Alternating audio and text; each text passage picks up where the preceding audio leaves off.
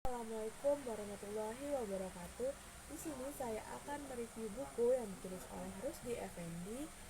Yang saya akan review kali ini adalah bab 3, Geohistory dalam perkembangannya. Terdapat beberapa poin-poin, yaitu A. Definisi geografi sejarah atau geohistory.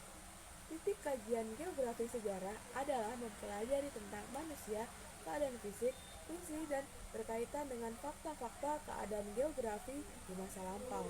Dengan demikian, bukanlah keadaan geografi yang bersifat kekinian atau keberadaannya sekarang, melainkan tekanannya pada keadaan kondisi geografi yang mendukung fakta sejarah di masa lampau di mana sebuah peristiwa sejarah telah terjadi.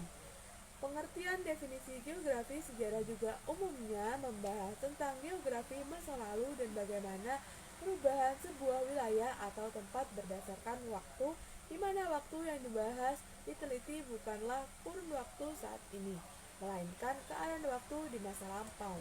Selain itu juga membahas tentang hubungan manusia dengan lingkungan dan menciptakan kebudayaan alam sesuai dengan lingkungan geografis di mana manusia beraktivitas di masa lampau.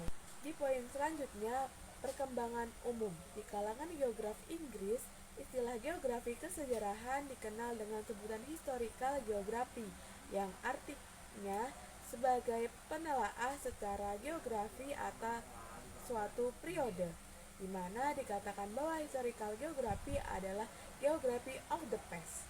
Selain istilah historical geografi yang umum disebut di Inggris, ternyata di negara Belanda dikenal dengan istilah historisch geography, sedangkan di Jerman disebut dengan historisch geography, merupakan ilmu bantu sejarah yang utama. Di negeri Belanda, geografi kesejarahan dengan berbagai telaahannya terhadap suatu fenomena peristiwa sejarah akan disajikan oleh para geograf untuk keperluan para sejarawan yang mempelajari sejarah lokal dan sejarah regional. Intinya lebih mengenal bagaimana batas-batas administratif wilayah yang bersangkutan, curah hujan, tanah atau topografinya, seluk-beluk saluran air, alur sungai, perkaplingan dan pemilikan tanah, termasuk pemukiman penduduk di pedesaan maupun penduduk yang tinggal di perkotaan. Jika dibandingkan dengan di Inggris maupun di Belanda, ternyata di Jerman historis geografi atau geografi kesejarahan merupakan ilmu bantu yang utama. Poin terakhir adalah tentang keberadaan geohistory di Indonesia. Dalam perkembangan geografi sejarah di Indonesia yang umumnya istilahnya yang agak nyaman disebut dengan geografi kesejarahan, dan istilah tersebut digunakan oleh Endal Joni dalam buku beliau Geografi Kesejarahan. Menurut Daljoni, perhatian para sejarawan kepada geografi di Indonesia perlu ditingkatkan. Sejarawan nasional Indonesia seperti Ermo Ali berusaha keras untuk memperbaiki keadaan uraian sejarah agar sesuai dengan kondisi geografi menurut zamannya.